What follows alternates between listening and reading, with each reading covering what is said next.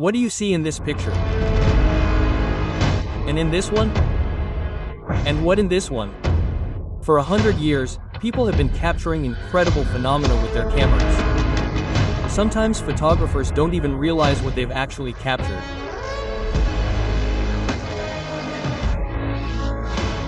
This video features terrifying backstories to photographs, photos that changed perceptions of history, photos that, by chance, became the last in people's lives. Enjoy watching, and for now, I'll click away.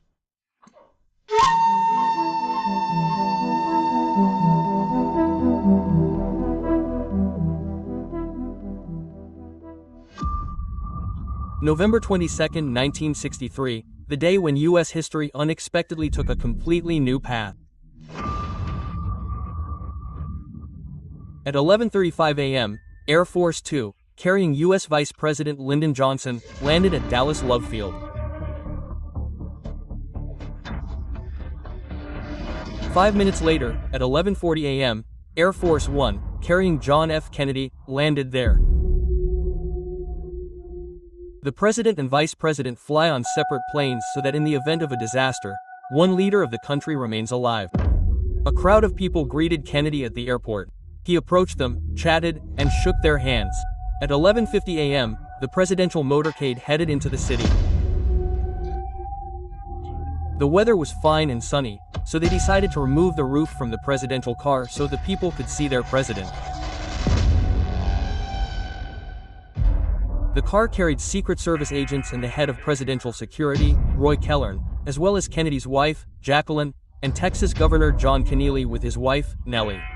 According to the script, the motorcade was supposed to travel through the city at 25 miles per hour and reach its destination in 38 minutes.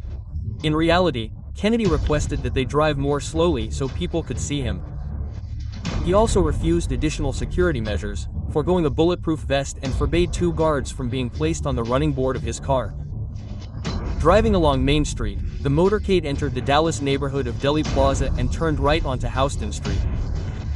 At that moment, Nellie Connolly turned to the president and said, "Mr. President, you'll agree that Dallas loves you."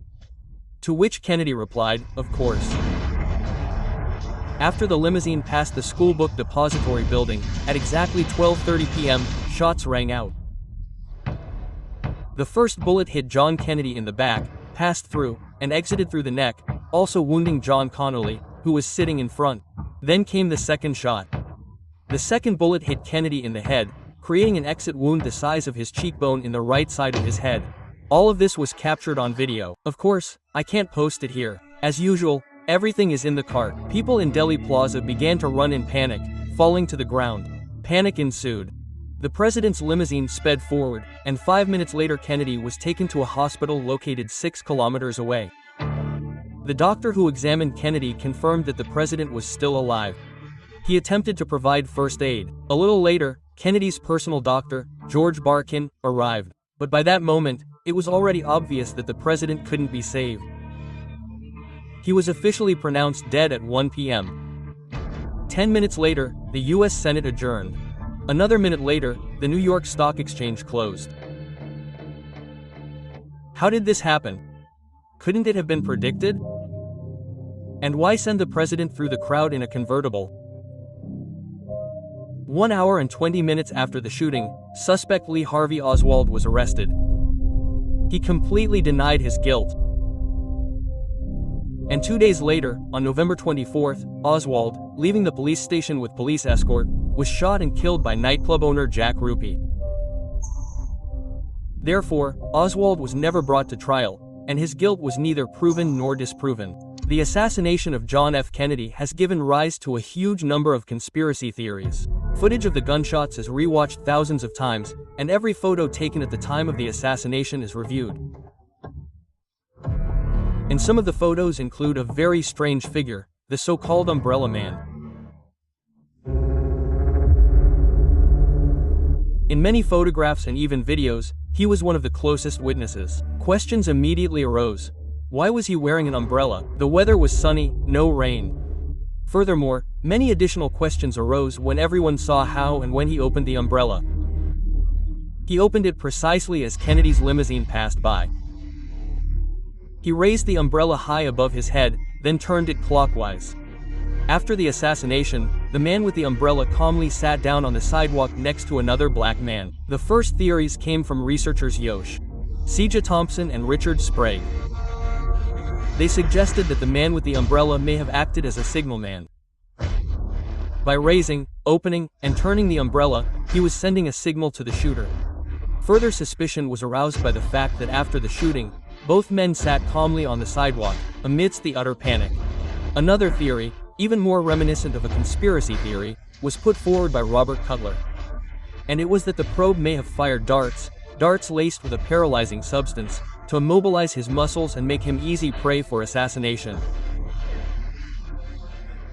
Many theories were put forward, but in 1978, the Umbrella Man finally showed up. So, the Umbrella Man. Who is he? In 1978, a certain Louis Stephen Witt claimed to be the man. Born in Xanto, Witt, an insurance company employee, testified before a select committee of the House of Representatives. He showed the umbrella and explained what he was doing there. According to Witt, he came to Delhi Plaza to reproach the Kennedy family for its stance on Nazism before World War II. The fact is that at that time, the Kennedy family supported the appeasement policy pursued by British Prime Minister Neville Chamberlain. And Chamberlain always appeared in public with an umbrella. This was often played up in the press. According to Lewis, John Kennedy should have gotten the hint if he'd seen it. Witt described his act this way: if the Guinness Book of World Records had a category for people being in the wrong place at the wrong time doing the wrong thing, I'd take first place by a long shot. Witt died on November 17, 2014. Naturally, conspiracy theorists weren't satisfied with this candidate for the Umbrella Man. It's unlikely any candidate would have satisfied them, in principle. Whether or not to believe Louis Stevenson is up to you. The very first cameras are based on the camera obscura. This is a dark box, usually large, with a small hole cut into it. Light entering the box projects an image onto a screen on the opposite wall. The screen is coated with a light-sensitive emulsion, and the image is captured on it. The first obscura cameras were used by Renaissance artists to paint accurate and realistic landscapes. The very first photo was taken in 1822, a photo called Laid Table. It's just that this photo hasn't survived. The oldest known photograph is a view from a vault window from 1826. It took 8 hours to create, while an 1838 shot of the Boulevard du Temple in Paris is considered the very first photograph of a person. The thing is, photos took a very long time to take back then, and people walking along the road, for example, simply weren't captured by the camera. Here, the shoeshine boy and his customers remained almost motionless for the entire 10 minutes of shooting. And in 1839, the world saw the first selfie. American photographer Robert Cornelius. He built a camera from scrap materials. It's truly mind-blowing. You could build a camera at home from scrap materials. And now the incredibly terrifying backstory of this photo. 1918, the large Lasso family moves to North Carolina and works on a tobacco farm there. Charles Lawson, his wife Fanny Lawn, and their 8 children were the family's patriarch. In 1920, their third child, William, died of illness. By 1927, the family had saved enough to buy their own farm. Shortly before Christmas 1929, Charles Lawson took the entire family into town for a Christmas party, to buy new clothes, and to have a family photo taken.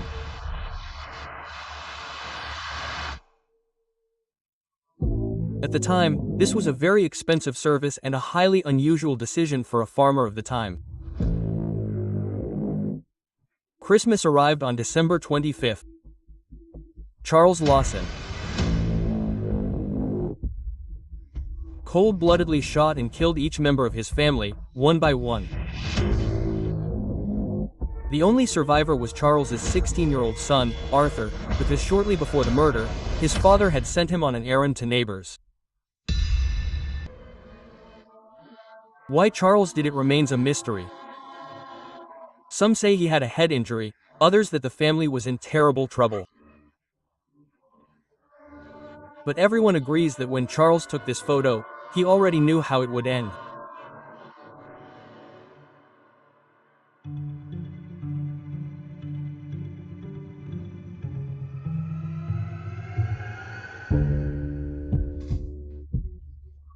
Now I'll show you some of the most mysterious photos in human history. This picture shows a prison cell. It was in this cell that the famous Salem witch trials were held. By the way, if you want a video about them, let me know in the comments. George Miskey, nicknamed the Mad Bomber, terrorized all of New York City by planting bombs in public places. He carried out more than 30 explosions. He didn't just plant the bombs, he also wrote letters to newspapers mocking the police. This photo shows Michael Rockefeller, the son of New York Governor Nelson Rockefeller. In the early 1960s, he went on an expedition to Papua Guinea. He looks happy in the photo. There's just one catch. The locals running around him turned out to be cannibals. They ate Rockefeller. The haiku stairs were installed in the mountains of Hawaii by American soldiers during World War II. Over the decades, these stairs have become a popular destination for tourists and hikers. Walking the entire length of the staircase takes 8 hours. In 1987, the staircase was closed to the public due to safety concerns. The railings and steps were loose, and trees had grown over them in some places. However, many people still decided to test their luck and walk the haiku stairs.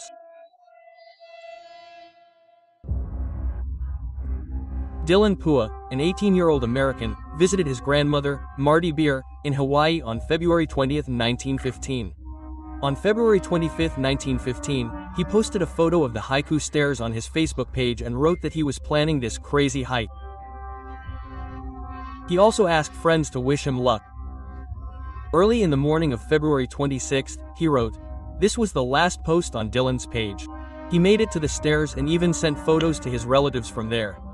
Quote, "And then the guy disappeared." On the evening of February 26, his relatives contacted the police. A search began along the entire tourist route. Rescuers, volunteers, several drones, and even a US Navy helicopter took part in the search. The young man was missing. Neither he nor his belongings were found. Police began reviewing the photos Pua sent to determine his exact location. Then, in one of the pictures, they noticed something strange. It was a man, either hiding or walking through the bushes. Who was this man? Did Pua photograph him intentionally, or was he accidentally caught in the shot? What the photo depicts remains unknown. Perhaps it's just a bush resembling a person? Or perhaps a man in a forbidden area, hidden in the bushes. Dylan Pua was never found. What became of the young man is unknown. And now, some of the most mysterious and bizarre photographs in history remain. A unique photograph was long kept at Canada's Braylon Pioneer Museum. It became one of the most widely reproduced in the world after it was posted as an online exhibition in 2010. The 1941 photo captures the opening of a bridge. A crowd gathered at this opening, and a young man stands out among them. He clearly stands out from the crowd in his appearance. The photograph is 100% authentic. The frame of his glasses is unusual, seemingly modern. He's wearing a trendy printed sweater, while everyone else is wearing suits, and he's holding what appears to be a modern camera. And then the endless conspiracy theorists started talking about time travel. Supposedly, the photo shows a man from the future. Honestly, I still sometimes see this photo online, consistent with claims that it's a man from the future. What's the truth? The man is wearing a Montreal hockey jersey. Similar sunglasses were worn by polar explorers back then, and they were fashionable among ordinary people. And in his hand is a Kotak pocket camera, which was released in 1925. Everything in this photo is explainable, but people keep claiming it's a time traveler. It's believed that the photo under this NASA code number depicts the surface of the moon. The photo was taken as part of a NASA mission in 1972, and it is listed as defective in the photo catalog. After color correction, it was discovered that the image actually depicts figures resembling pyramids. Pyramids on the moon. More than 40 years later, NASA scientists have neither confirmed nor denied that the photo actually depicts pyramids. There is no official explanation, although many experts say the photo simply shows fragments of space equipment. The next photo shows Enhodes with a massive bruise, I would even say a burn, on her body. On November 30, 1954, Enhodes became the only person, at least as far as we know, to have been struck by a meteorite. And at the time, she was sleeping on the couch at home.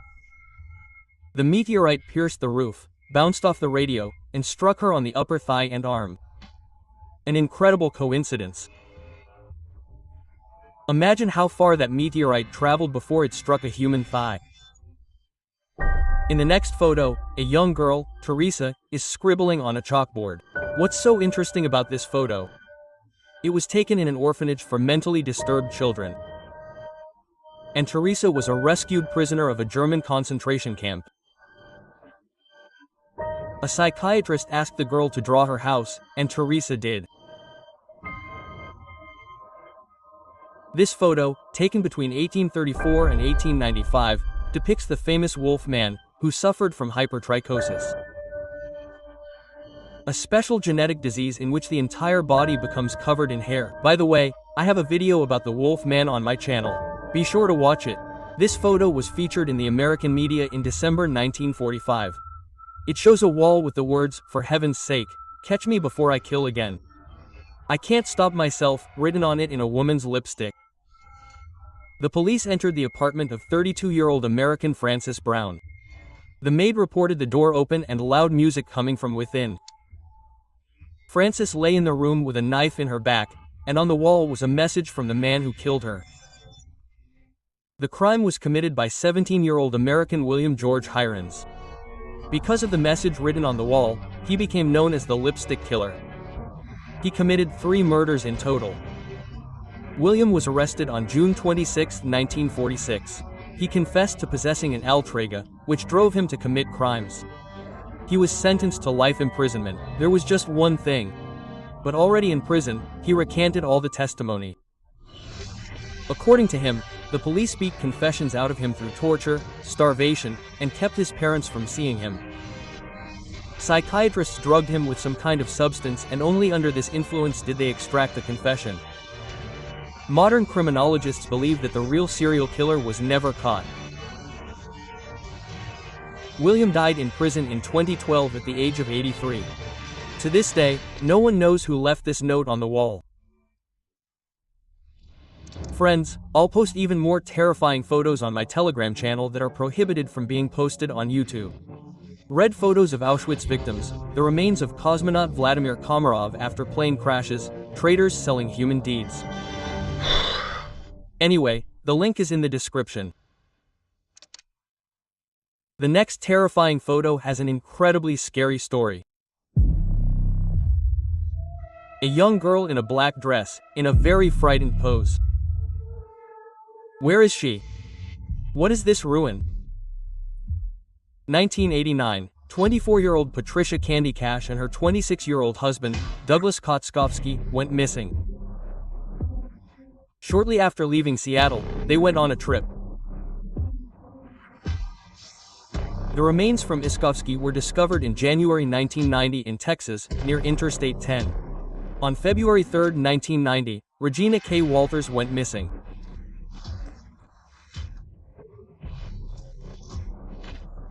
She and her boyfriend went hitchhiking on Interstate 10. On May 26, 1990, the partially preserved skeleton of the boy was found near Harleton. He had been shot in the head. All the disappearances occurred in the same place, on the same highway, which means a serial killer is operating there. Early in the morning of April 1, 1990, Trooper Mike Miller of the Arizona Highway Patrol discovered a truck with its hazard lights on. It was parked on the side of Interstate 10. The officer decided to inspect the car, find out what had happened, looked in the back, and was completely shocked. He saw a naked woman, handcuffed and screaming in fear. A man was also there. He introduced himself as the truck driver. The man said his last name was Rhodes and that his girlfriend was with him. All was well.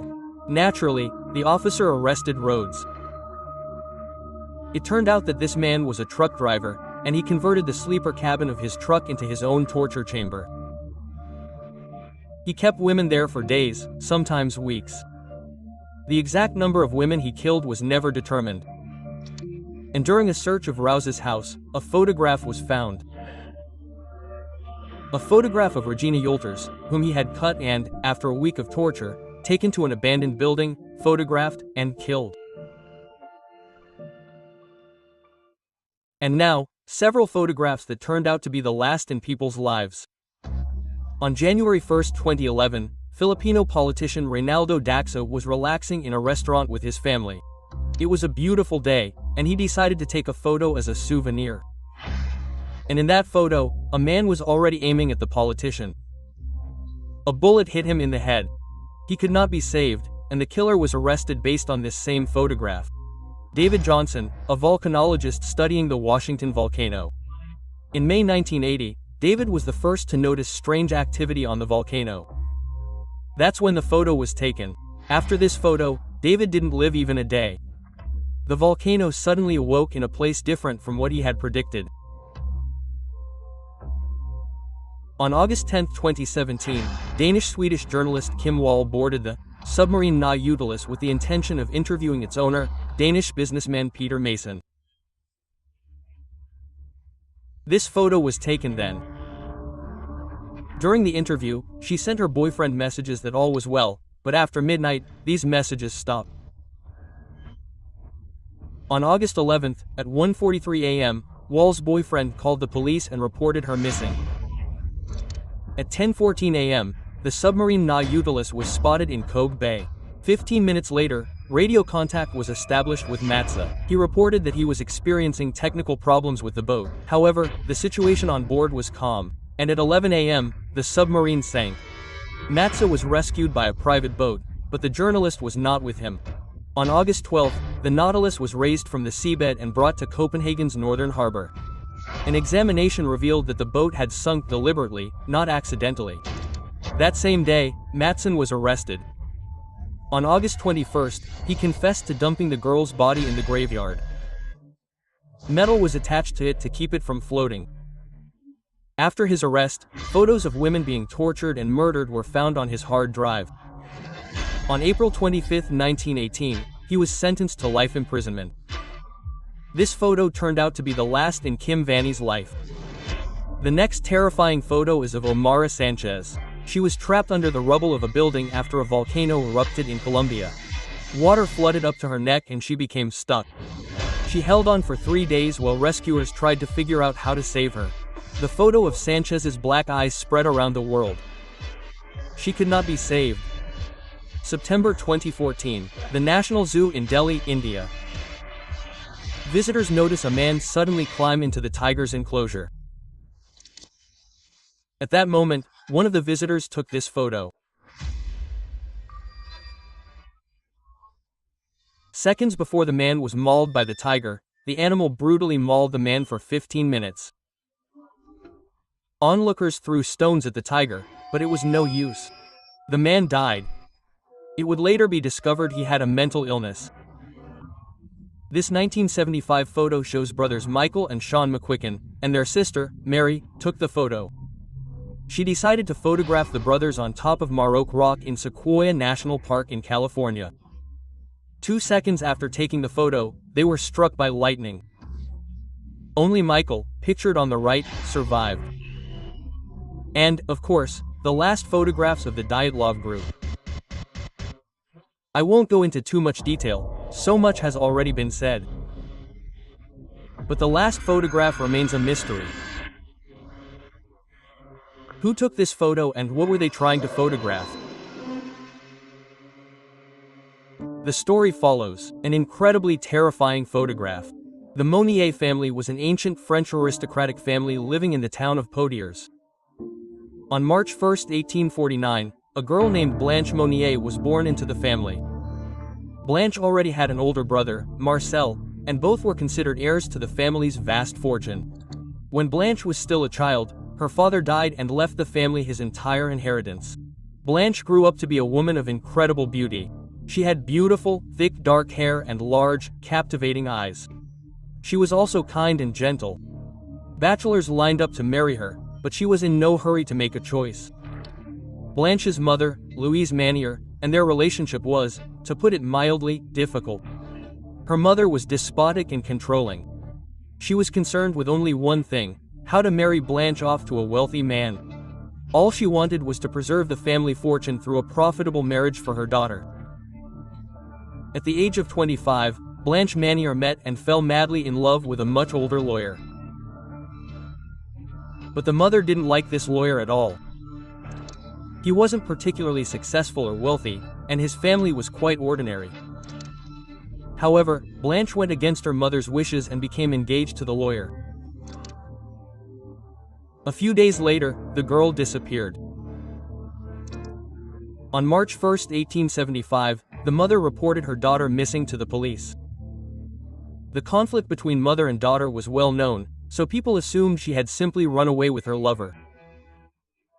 However, the police quickly discovered that the lover remained in the city, completely shocked by the disappearance of his beloved. The family mourned their daughter's disappearance for a long time. Days, months, and years passed. There was no news of Blanche. After a few years, the girl's disappearance was forgotten, and the case remained unsolved.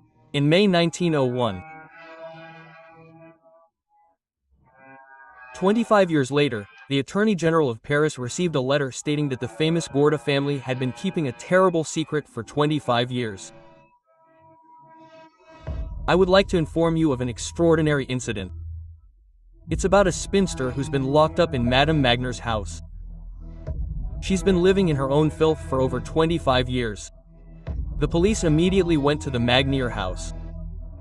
They asked the owner to let them in, but the woman categorically refused.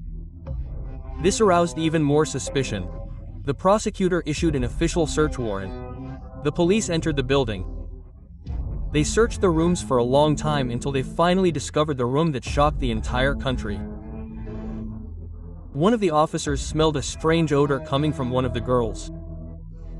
They opened the door and saw a man inside. Subsequently, a photo taken there was splashed across the news.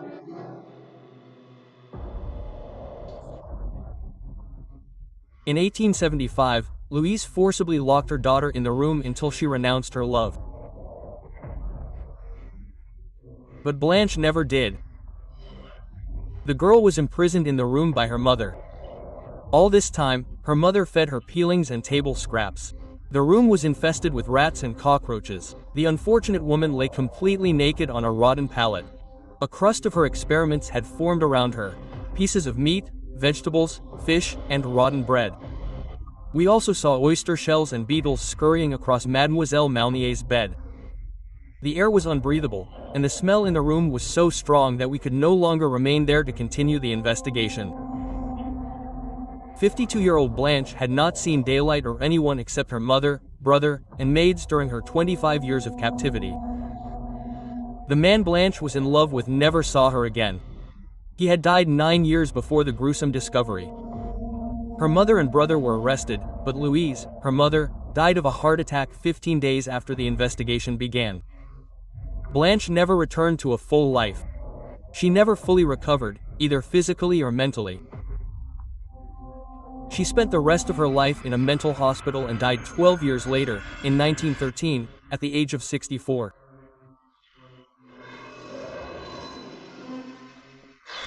Wow, that's brutal. That's brutal. Let's take a break. New column. Fashion Chronicle.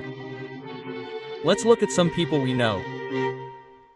1977, Albuquerque, The police stop a car on the road to check its documents. A young man is driving, clearly drunk, and he doesn't even have his license with him. He starts cursing at the police, throwing punches. For this, he is arrested. At the station, it turns out that this is not his first offense.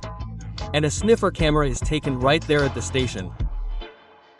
Yes, that is Bill Gates. In the future, one of the richest people in the world. Oh, no. This picture shows a young and very handsome guy. Yes, girls, that is Joe Biden in his youth. Elena Stepanovna Smirnova was born in the Russian Empire, and after the revolution, she and her family emigrated to Germany. Here her name was changed to Helen, using the German phrase. In 1974, Helena had a grandson. His grandmother loved him very much and took an active part in his upbringing. She was very close to him. And, of course, there's a photo with her grandson. With Leonardo DiCaprio. DiCaprio and his grandmother, Lena. The next photo shows a group of tourists in Sweden with several locals. 1971, the city of Falun. Many in this photo are relatives with the same last name, Bin Laden. And this 16-year-old boy, the future #1 terrorist in the world, Osama bin Laden, the leader of the terrorist organization Al-Qaeda. And now, the last story for today. The terrible story of the disappearance of two girls. Lisan Front, 22, determined, optimistic, and intelligent, was very into volleyball. Chris Kremers, 21, open, creative, and responsible. She was an amateur actress. The girls planned a trip to Panama together. They saved money for 6 months. And on March 15, 2014, they arrived at their destination. They spent the first 2 weeks attending Spanish classes, having fun, relaxing on the beaches and in discos. And on April 1st, Lisan and Chris went on a hiking trip along the Piano Player tourist route in the cloud forests. They wrote on Facebook that they were going for a walk in Bouquet and did not tell anyone exactly where to go before the hike. They were lightly dressed and had backpacks. The girls went without a guide, but took their Koshka dog named Azul with them. She joined them at a restaurant near the start of the route. However, the dog soon returned alone. Both girls sent their parents messages daily to say they were okay. However, their parents did not receive any messages that day. On April 2nd at 9:30 p.m., a missing persons report was filed with the police. The search was launched on April 3rd by local guides. The search involved dozens of rescuers, trained dogs, and 3 helicopters. The students' disappearance received international attention. Even the president of Panama held a press conference on the matter. On April 14th, part of the search concluded. No trace of the missing tourists was found. It wasn't until June that a local resident discovered a backpack in the woods, in a completely different location from the search. The backpack contained a camera, a battery, a memory card, glasses, clothes, 2 smartphones, $88, and a safety belt. The backpack was in near perfect condition, and its contents hadn't been touched. The money, phones, and camera were all inside. The phones were examined to determine what had happened to them.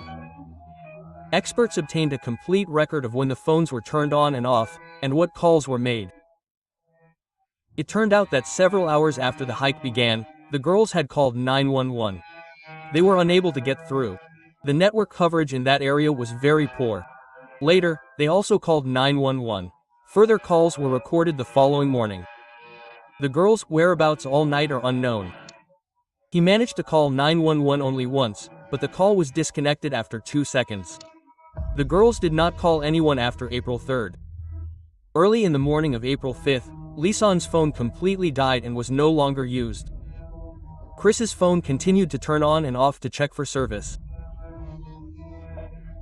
However, starting that same day, April 5th, the PIN code was entered incorrectly several times by anyone who tried to turn it on. And 6 days later, on April 11th, the phone was turned on for the last time at 10:51 a.m. It remained on for 1 to 5 minutes and then turned off due to a dead battery. In addition to the phone, a camera was found in the bag. And here's where the interesting part begins. It contained 133 photos. 33 were taken on April 1st, and another 100 on the night of April 8th. On the day of Chris's disappearance, Lisan was taking ordinary tourist photos. The last photographs, numbers 507 and 508, show Chris walking across a stream. The next photograph was number 510. Photograph 509 was deleted from the camera. The missing photograph is one of the main mysteries of the disappearance, because experts in this field have not been able to restore the photo. Who did it and how? Moreover, photograph 509 was the only one deleted, although there were other unsuccessful photographs. It is often suggested that the photograph was taken precisely between April 1st and the night of April 8th, which means that the photograph could contain something very important. For a week after the disappearance, the girls did not take a single photograph, and then on April 8th, another 100 photos. All of them were taken between 1 a.m. and 4 a.m., apparently deep in the jungle. Some photos were taken near a river or a gorge. At first, they thought that maybe it was not them who took the photo, but there is a photo of the girl's hair. Most of the photographs are unremarkable. Many are of poor quality. One photo shows a branch with plastic bags attached to it and candy wrappers lying on a large rock. It was suggested that the girls were simply taking photos to use a flash to see what was happening around them. On June 16th, a shoe with human remains inside was discovered. 2 days later, another shoe. And on June 23rd, the Panamanian prosecutor's office announced that DNA tests confirmed that a pelvic bone was also found in the shoe. Chris, here's a list of everything found from the girls. Part of the left leg was drawn, including bones, feet, femur, and tibia. Chris's pelvic bone and right rib number 10 were found. What happened to the girls is still a mystery. Only photographs remain of them. I will post all the photos on my Telegram channel. You can study them yourself. That's all for today. Take more photos and a new story will be coming soon.